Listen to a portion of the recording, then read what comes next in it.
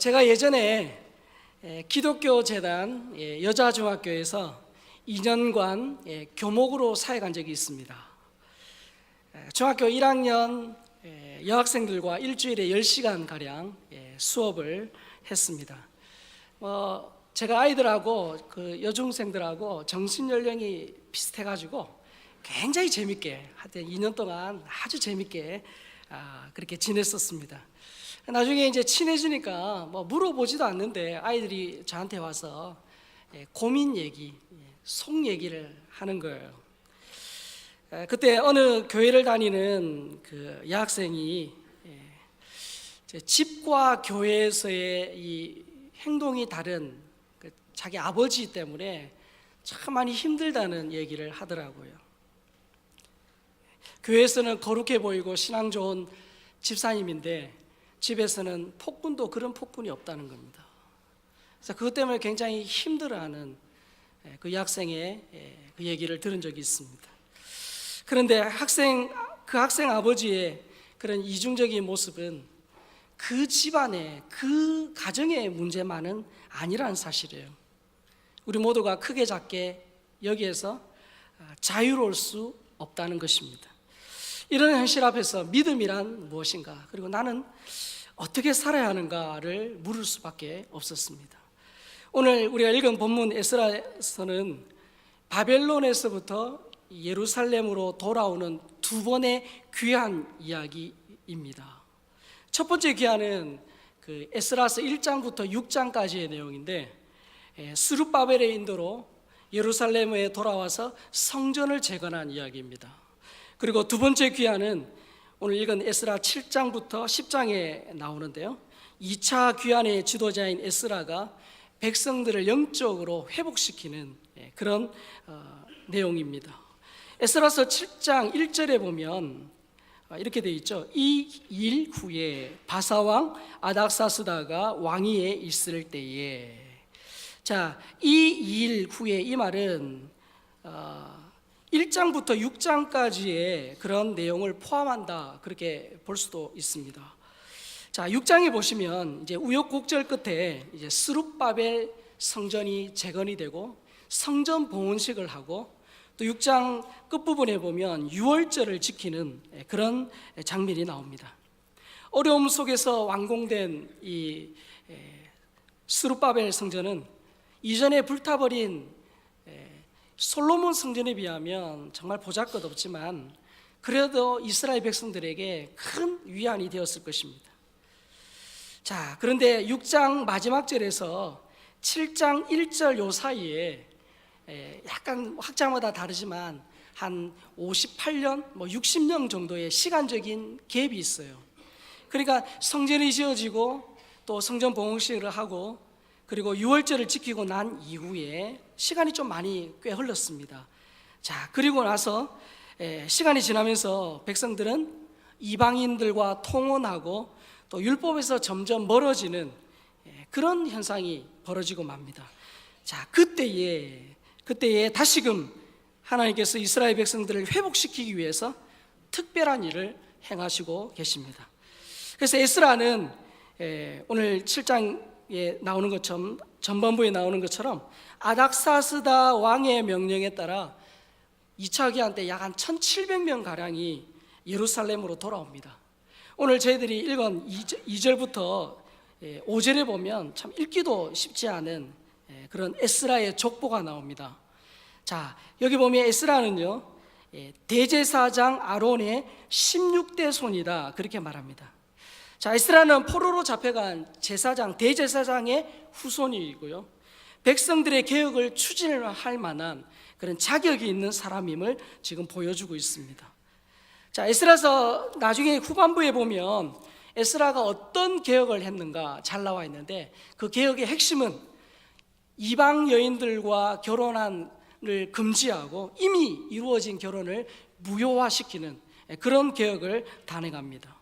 자, 에스라서 7장 6절 말씀 다시 한번 보실까요? 자, 보겠습니다. 이 에스라가 바벨론에서 올라왔으니 그는 이스라엘의 하나님 여호와께서 주신 모세의 율법에 익숙한 학자로서 그의 하나님 여호와의 도우심을 입음으로 왕에게 구하는 것은 다 받는 자이더니. 자, 7장 11절에도 보면 에스라는 제사장이다 그렇게 말합니다. 그리고 금방 읽은 본문에서 모세의 율법에 익숙한 학자다 그렇게 말합니다. 이전 성경에 보면 이 학자를 학사라 그렇게 표현을 했는데요, 원래 이 학사라는 말은 페르시아에서 법에 유능한 관리를 의미합니다. 뿐만 아니라 본문에서 학사는 모세의 율법에 익숙한 서기관이다 그렇게 그런 의미를 담고 있습니다. 에스라가 종교적으로는 모세의 율법에 익숙하고 동시에 페르시아의 법에 익숙한 관리다라는 것이죠. 자, 본문 7절에서 9절에 보면 에스라와 함께 바벨론을 떠난 지 4개월 만에 예루살렘에 도착한 사람들을 기록하고 있는데요, 거기 보시면 이스라엘 자손들, 그리고 제사장들, 레위 사람들, 노래하는 사람들, 문지기들, 느디님 사람들이다 그렇게 말합니다. 여러분, 바벨론에서 보낸 시간이 70년이에요. 여러분, 아는 사람 한 명 없는 곳에서도 10년, 20년 살다 보면 나중에 고향처럼 느껴지거든요. 이스라엘 백성들은 바벨론에서 70년의 세월을 보내면서 자식 놓고 기반 잡아 지금 살고 있는 그들이 정말 폐허와 같이 되어버린 그 고향으로 돌아온다는 것, 그것은 쉬운 결정이 아닙니다.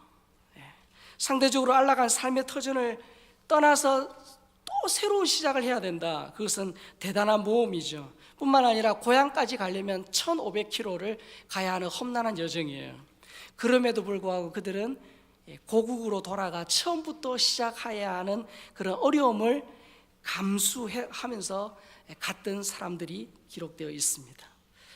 자, 여러분, 하나님의 백성으로 회복되는 것은 단순히 땅과 또 성전을 가졌다고 해서 저절로 되느냐, 그게 아니라는 거예요.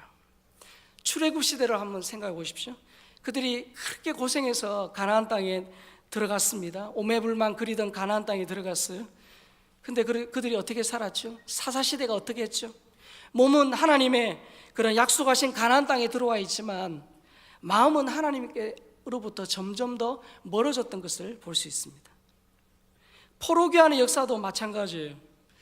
흔히들 옛날 어르신들이 그런 얘기 하시대요. 실제로 나라를 빼앗긴 그런 분들은 그런 얘기 하시더라고요.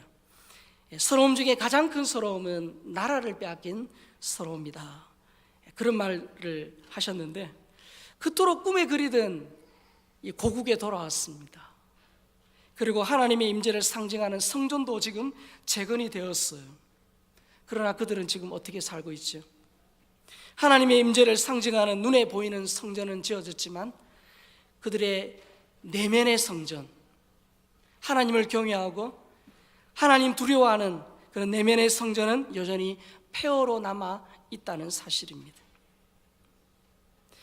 에스라서를 한마디로 말하면 하나님께서 자신들의 백성들을 하나님의 약속대로 그들의 땅으로 어떻게 오게 하셨나, 그것을 잘 보여주는 성경인데요, 그 중심에서 하나님의 일하심에 도구로 쓰임받았던 일꾼이 바로 에스라입니다.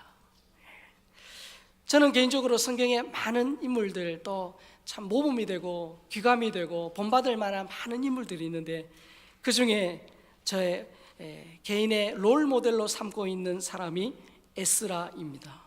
오늘 에스라서 7장 10절의 내용을 우리가 다시 한번 읽어봤으면 좋겠습니다. 시작. 에스라가 여호와의 율법을 연구하여 준행하며 율례와 규례를 이스라엘에게 가르치기로 결심하였더라. 아멘. 에스라가 여호와의 율법을 연구하여 준행하며 율례와 규례를 이스라엘에게 가르치기로 결심하였더라. 에스라의 3대 결심이 나와요. 첫 번째 결심이 뭐죠? 에스라는 여호와의 율법을 뭐하기로? 연구하기로 결심했다. 여러분, 에스라서 아까 읽은 본문 7장 6절에 보면 에스라를 모세의 율법에 익숙한 학자다 그렇게 소개하고 있습니다. 여기서 익숙하다는 말은 다르게 표현하면 능숙하다 그런 뜻이죠. 그러니까 에스라는 모세의 율법에 능숙한 능통한 학자라는 거예요. 여러분 디모데후서 3장 16절 17절 잘 아는 말씀이잖아요. 함께 읽어보겠습니다.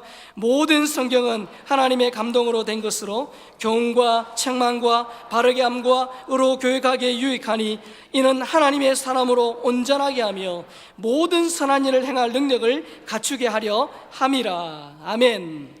하나님 말씀은 무엇이 진리인지를 우리에게 보여줘요. 하나님 말씀은 무엇이 진짜인지를 가르쳐 준다는 거예요. 뿐만 아니라 말씀의 거울 앞에 설 때 나의 잘못이 보입니다.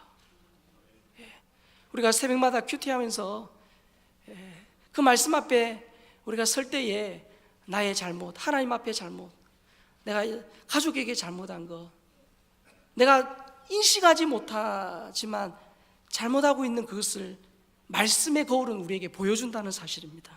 뿐만 아니라 성경이 제시하는 그 길이 바른 길이에요. 그 길이 살 길이에요. 그 길이 생명의 길이에요. 뿐만 아니라 하나님의 말씀은 진짜 인간이 내 행복이 어디에서 주어지냐, 행복 매뉴얼입니다. 그런데 중요한 사실은 이 말씀에 익숙해지는 것, 에스라처럼 이 여호와의 율법, 모세의 율법에 익숙해지는 것은 저절로 되지 않는다는 거예요. 하나님의 말씀에 익숙해지려면 어쩔 수 없어요. 하나님 말씀을 가까이 하는 길밖에 없습니다. 주야로 묵상하는 길밖에 없어요. 빌리 그레임 목사님이 이런 말씀을 하셨어요. 우리에게 일어나는 문제의 90%는 하나님의 말씀인 성경을 읽지 않는 데서 생긴다. 여러분, 읽지 않는데 어떻게 묵상이 되겠으며, 읽지 않는데 어떻게 연구가 되겠습니까? 그래서 에스라는 이 여호와의 율법을 연구했다. 그 말 속에는 가까이 했다. 그리고 읽고 묵상하고 실제로 그러한가 그 말씀을 공부했다. 그런 의미가 담겨져 있겠죠. 이것이 에스라의 첫 번째 결심입니다. 그리고 에스라의 두 번째 결심은 에스라가 여호와의 율법을 연구하여 준행하며, 두 번째 결심은 준행했다는 거예요. 에스라는 율법을 연구하여 많이 아는 것이 목표가 아니었어요. 내가 성경을 몇 독을 했고 내가 성경에 대해서 이렇게 해박한 지식을 가지고 있노라, 그것이 에스라의 자랑이 아니었어요. 물론 하나님 말씀 많이 아는 거 중요합니다. 알아야 돼요. 그러나 아는 대로 살지 않으면 현대판 바리새인입니다. 마태복음 23장 1절에 3절의 말씀인데요, 같이 한번 읽어보겠습니다. 이에 예수께서 무리와 제자들에게 말씀하여 이르시되 서기관들과 바리새인들이 모세의 자리에 앉았으니 그러므로 무엇이든지 그들이 말하는 바는 행하고 지키되 그들이 하는 행위는 본받지 말라. 그들은 말만 하고 행하지 아니하며. 예수님께서 바리새인들을 책망하신 이유가 뭐죠? 그들은 말만 하고 그렇게 살지 않는다는 거예요. 말로는 사람을 난도질하고 정죄하고 비판하지만 정작 자신은 그렇게 살지 않는다는 겁니다. 삶이 없는 삶은요, 꽝이에요. 삶이 없는 삶은 가짜예요. 지금의 기독교가 욕먹는 이유, 그 이유 중에 하나가 그겁니다. 말은 그렇게 하는데 그렇게 안 사는 거예요. 살지 않는 거예요. 여러분, 우리 신앙의 1세대들, 우리의 신앙의 1세대를 한번 생각해 보세요. 그분들은 성경에 대해 잘 몰랐어요. 성경도 잘 없었어요. 그래서 성경을 또 실제로 잘 가르쳐 줄 수 있는 여건이 아니었어요. 성경을 잘 몰라요. 그러나 그 말씀이 하나님 말씀이라면 그 말씀에 목숨을 걸었어요.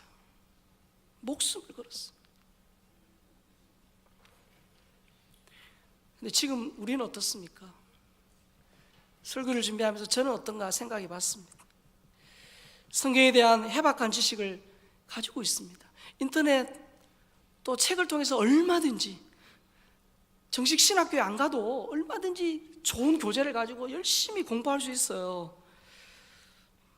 그러나 문제는 그렇게 사느냐는 거예요.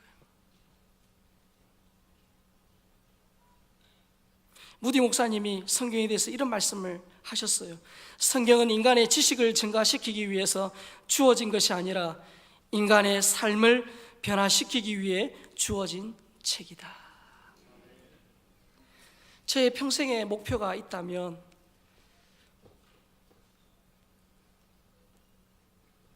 연구한 대로 준행한 에스라처럼 사는 것입니다.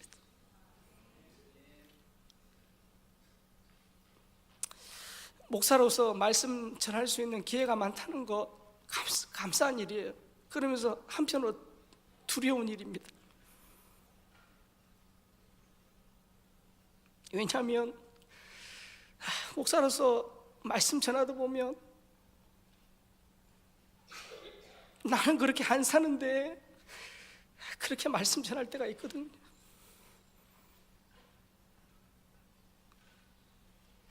정말 말씀을 전하는 사역자로서 강렬한 소원이 있다면 성경 말씀을 제대로 알고 그 말씀에 목숨 걸고 제가 그 말씀대로 사는 겁니다. 근데 그게 잘 안 돼요. 잘 안 돼요.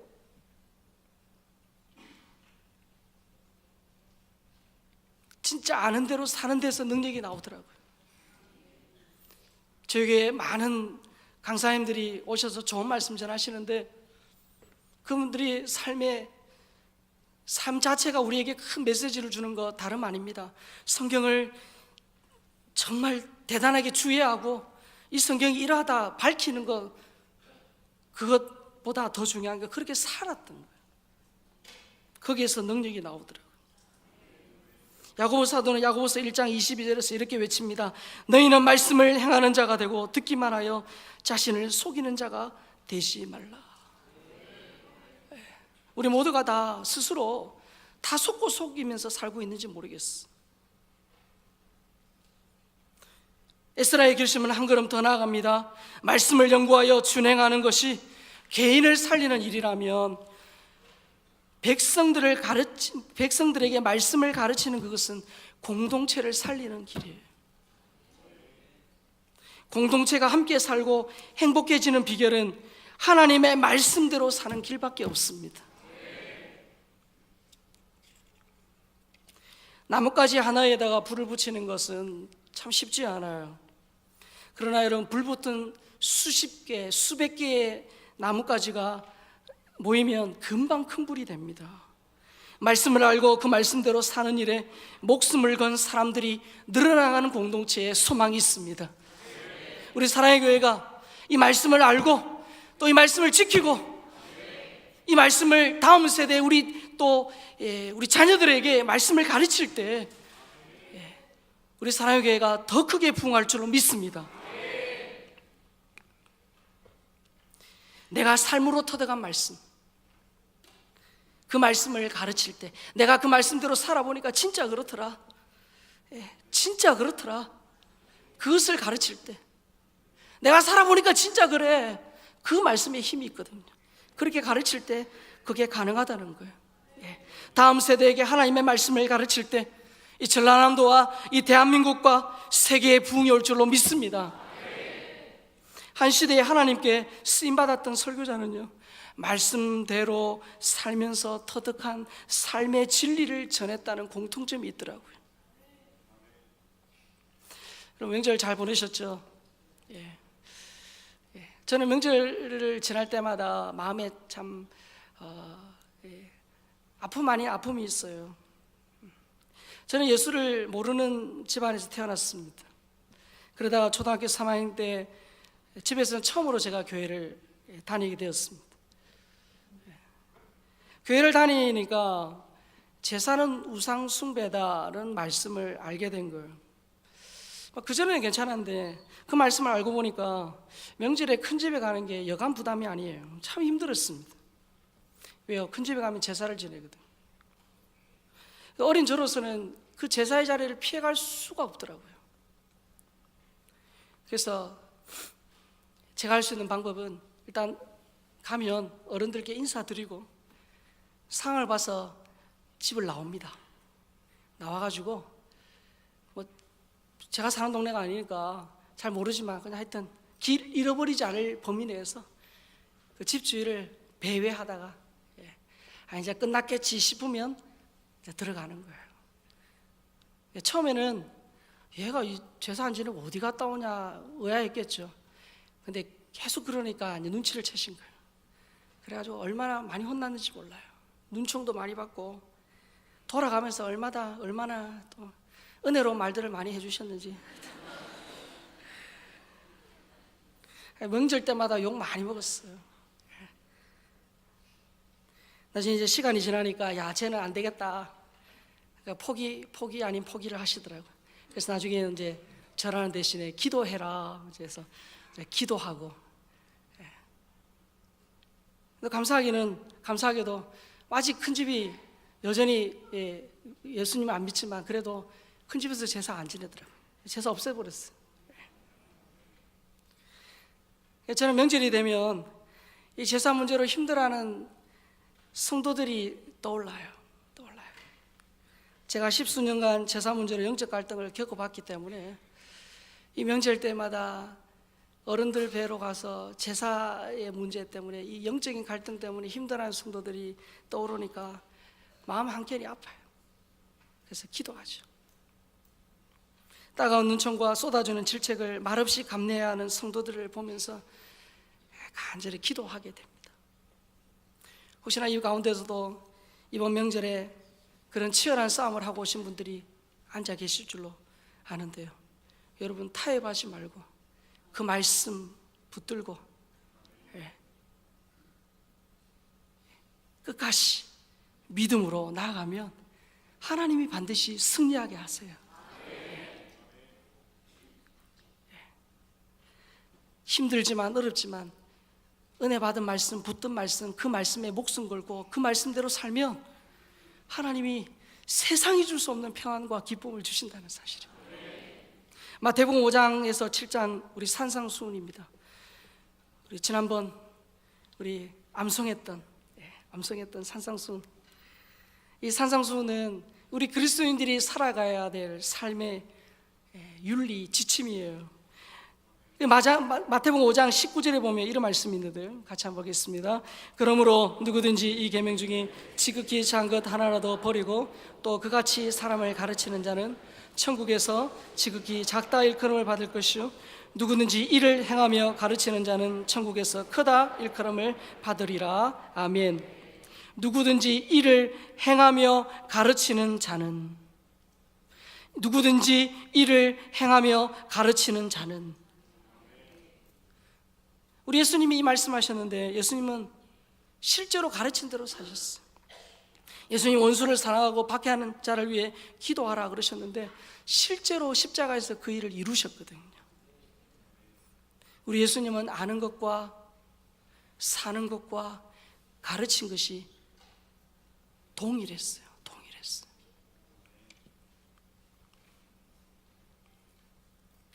하나님의 말씀을 소중히 여기고 이 시대를 향한 나의 하나님의 뜻이 뭐냐,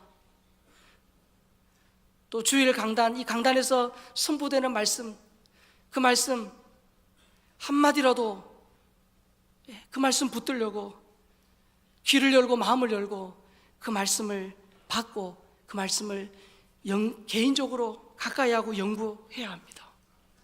뿐만 아니라 알고 깨달은 이 머리에서 출발한 말씀이요, 머리에서만 끝나면 안 돼요. 가슴을 지나서 이 손과 발에서 손과 발까지 가야 돼요. 강단에서 주어지는 한 말씀 붙들고 그 말씀 붙들고 그 말씀에 목숨을 걸고 그 말씀을 그대로 살아내면서 자녀에게, 우리 다음 세대에게 가르쳐야 하는 것입니다. 그것이 내가 살고 가정이 살고 이 나라가 사는 길인 줄로 믿습니다. 그래서 기도 제목 중에 하나가 하나님 이 목포 땅에, 이 전라남도 땅에, 대한민국 땅에 여기저기에서 에스라 같은 사람들이 일어나게 하여 주옵소서. 제가 먼저 그런 에스라 같은 사람이 되겠습니다. 하나님 도와주십시오. 뒤에 보면 우리 목사님들 사진이 쫙 있죠. 저 언제 하나 아마 다들 기다리고 계실 텐데 기대하시라. 다음 주부터 이제 합니다. 다음 주부터 구약 성경을 창세기부터 차례대로 이렇게 구약의 전체적인 그림들을 우리 원당금식 기도회 때 그 짧은 시간에 이렇게 압축해서 했는데, 이제 좀 더 길게 해서 좀 더 풍성하게 우리 목사님들이 지금 기도하면서 정말 잘 준비하고 있어요. 다음 주 수요일부터 시작하는데, 이제 매주 수요일 빠지면 되겠어요, 안 되겠어요? 물론 여기 있는 분들은 안 빠지시는 분들인데, 주로 우리 빠지시는 분들 다 모시고 와서 어쨌든 창세기부터 말씀을 들어야 돼요. 배워야 돼요. 그래야 알죠. 그리고 배우면서 내게 주신 말씀 그대로 살아보고, 그 살았던 말씀 가지고 말씀대로 사니까 진짜 이래 되더라. 내가 말씀대로 안 살았더니 이런 어려움이 있더라. 그것이 내 삶의 메시지가 되어서 정말 이 시대에 에스라처럼 쓰임받는 개인과 우리 가정과 우리 교회 되었으면 좋겠습니다. 정말 그런 은혜가 우리 가운데 충만하길 주의 이름으로 축원합니다. 아멘.